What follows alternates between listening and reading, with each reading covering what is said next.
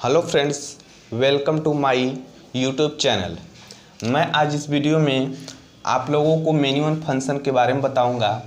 Many one function मतलब बहुएक फलन। बहुएक फलन क्या होता है इसको पढ़ेंगे। इसका ग्राफ से कैसे पता चलता है उसको पढ़ेंगे।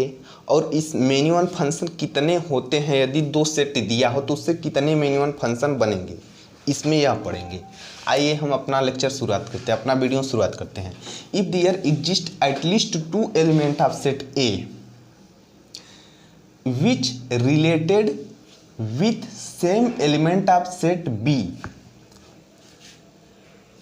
इसमें ए का जो कम से कम दो एलिमेंट, ए का कम से कम दो एलिमेंट और रिलेटेड होना चाहिए सेट ए के सेम एलिमेंट से। यहाँ पर रिलेटेड या मैप्ड वही होता है एक ही। सेट ए जो है, यहाँ पर एग्जाम्पल देखिए, एग्जाम्पल से पूरी तरह से क्लियरिटी आ जाएगी। ये जो सेट ए है इसमें से कम दो एलिमेंट सेट बी के सेम एलिमेंट से रिलेटेड होना चाहिए।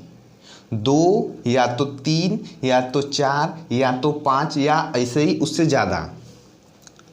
तो इसमें हम देखते हैं कि ये जो फलन है set A to set B में, एक क से रिलेटेड है और टू ग से रिलेटेड है और थ्री ग से रिलेटेड है और फोर ख से। इसमें हम देख पाते हैं कि दो और तीन जो है वो ग से रिलेटेड है। सेट ए का दो एलिमेंट सेट बी के सेम एलिमेंट से रिलेटेड है। इसका मतलब यह बहुएक फलन है। आइए हम दूसरा एग्जांपल लेकर देखते हैं। यहाँ पर दिया हुआ है कि y equal to mod of x, एक फंक्शन दिया है एफ एक्स, इसको हम एफ एक्स भी कहते हैं, चाहे y equal to f x equal to mod of x। इसका ग्राम हम इस प्रकार से बनाए हैं। कैसे? इसको हम मॉड का मतलब प्लस होता है हमेशा, इसको हम दो पार्ट में तोड़ सकते हैं। यदि x जो है पॉजिटिव, यदि x पॉजिटिव है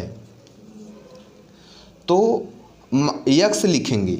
यदि x निगेटिव है, यदि x निगेटिव है तो हम माइनस x लिखेंगे। क्योंकि x निगेटिव है, देखिए माइनस एक्स्ट्रा लगाने पर माइनस निगेटिव x और माइनस दोनों मिलकर प्लस हो जाएंगे, प्लस x में आएंगे। क्योंकि y equal to mod of x का मतलब है जो y का मान है प्लस है, तो उसको हम इस प्रकार से तोड़ेंगे। और इस प्रकार से तोड़ने के बाद हम इसका ग्राफ बनाएंगे। जब x is greater than equal to 0 तो y इक्वल टू x है, y इक्वल टू x का लाइन ये तो बनाना जानते ही आप। और जब x इज लेस देन है तो माइनस x है। जब x 0 से छोटा है तब माइनस x वाला लाइन है। अब यह देखते हैं कि ग्राफ से हम कैसे पता करें कि यह बहुएक फलन है कि नहीं है। हम फंक्शन में बताए होंगे कि फंक्शन कैसे पता करते हैं। वर्टिकल लाइन खींचेंगे, यदि उस कर्व को एक बिंदु पर काट रहा है तो वह फलन होगा। तो वर्टिकल लाइन खींचेंगे हम चाहे जहाँ से, तो एक ही बिंदु पर काटेगा, तो पहली बात यह फलन हो जाएगा। फलन में कोई दिक्कत नहीं है, फलन होगा।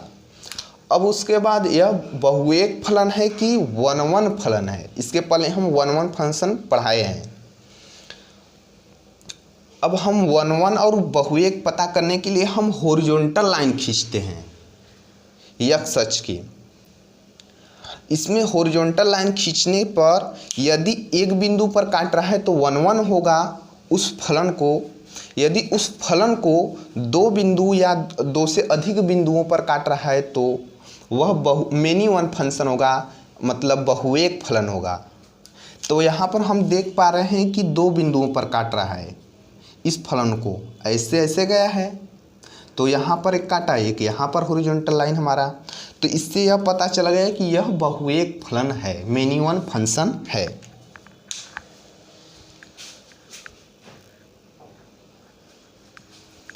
हम अगले एग्जाम्पल की ओर चलते हैं। देखिए यह फलन जो है y equal to x square यह फ्रॉम आर टू आर में डिफाइन है, और एक हमारे पास इधर भी एक और फलन है y equal to x square है, लेकिन इसमें एफ जो है 0 टू इनफाइनाइट से r में डिफाइन है। तो इसमें हम देखते हैं कि कौन 1 1 फंक्शन है, कौन मेनी वन फंक्शन है। अब 1 1 इसका ग्राफ बनाकर हम चेक करते हैं इसे। देखिए इसका ग्राफ हम बनाएंगे तो आर टू आर में है तो ऐसे बनता है y equal to x square, ये एक्स होगा या वाई होगा, और जब 0 से इनफाइनाइट टू आर है तो x का मान 0 से इनफाइनाइट तक जाएगा, और y r है, कुछ जितना जाएगा तितना होगा, पूरा r में है y equal to x square. तो इसमें हम पहले वाले में देख पा रहे हैं हॉरिजॉन्टल लाइन खींचने पर यह दो बिंदुओं को काट रहा है, इसलिए यह बहुएक फलन होगा, मेनी वन फंक्शन होगा। लेकिन इसको हम जब ऐसे हॉरिजॉन्टल लाइन खींच रहे हैं तो यह एक ही बिंदु पर काट रहा है फलन को, तो यह मेनी वन फंक्शन नहीं हो सकता, यह फलन होगा 1 1 फलन हो जाएगा, 1 1 फंक्शन हो जाएगा। पिछले वीडियो में हम बताए थे कि 1 1 होने के लिए कैसे पता करेंगे कि 1 1 है। तो यदि f(x1) इक्वल टू f(x2) है तो इसको हल करने पे यदि x1 इक्वल टू x2 आ रहा था तो 1 1 था। यदि इतना है और इसको हल करने पर x1 not equal to x2 आ रहा है तो 1 1 नहीं होगा, मतलब मेनी वन होगा। ये एक कंसेप्ट है, उससे कर सकते हैं। आइए हम आगे देखते हैं कि number of many one function की संख्या कितने होंगे यदि सेट ए से सेट बी में फंक्शन बनाया जाए। तो सेट ए से सेट बी में तो हम देखते हैं कि टोटल फंक्शन जितने होंगे उसमें से यदि 1 1 फंक्शन घटा दिया जाए तो number of many one function की संख्या आएगी, क्योंकि कोई भी फंक्शन यदि है तो वह या तो 1 1 होगा या तो मेनी वन होगा। तो यदि हम 1 1 ज्ञात करना सीख चुके हैं, पिछले वीडियो में हमारे है, वहाँ पर जाकर देख सकते हैं, उसमें हम 1 1 की संख्या निकालना सीख चुके हैं।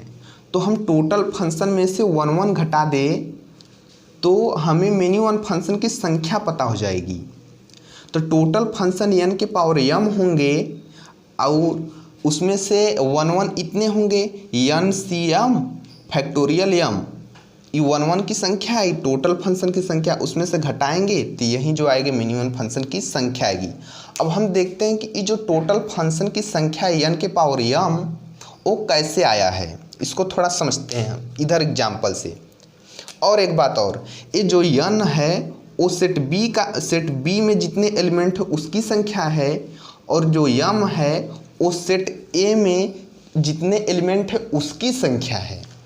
अब हम एग्जाम्पल की ओर से समझते हैं इधर कि यह कैसे लिखा गया है, n के पावर m टोटल फंक्शन कैसे आ रहा है। देखिए हमारे पास एक एग्जाम्पल है, सेट ए से सेट बी में रिलेशन फंक्शन बना हुआ है। इसमें हम पता करते हैं कि कितने फंक्शन बनेंगे। तो इसमें 3 एलिमेंट है सेट ए में, सेट बी में 5 एलिमेंट है। तो सेट ए से सेट बी में फंक्शन बनाना है, तो इसको हम इन 5 में से किसी के साथ रिलेट कर सकते हैं फंक्शन बनाने के लिए। मान लीजिए हम u से रिलेट कर दे रहे हैं इसको 1 को, फिर उसके बाद इसके पास 5 ऑप्शन। अब इसके पास कितने ऑप्शन बचेंगे, 4 ठो तो है ही। क्या हम उसको u से भी रिलेट कर दे तो फंक्शन बनेगा? यस, u2 को हम u से रिलेट करें तब पर भी फंक्शन होगा। कैसा फंक्शन होगा? मेनी वन फंक्शन हो जाएगा।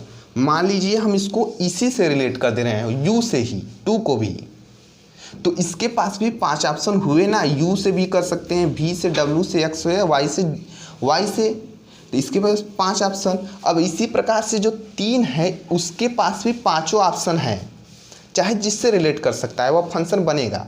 u से भी करेंगे तो भी, और जो बचा उसमें से किसी से भी कर सकते हैं, फंक्शन बनेगा ही बनेगा।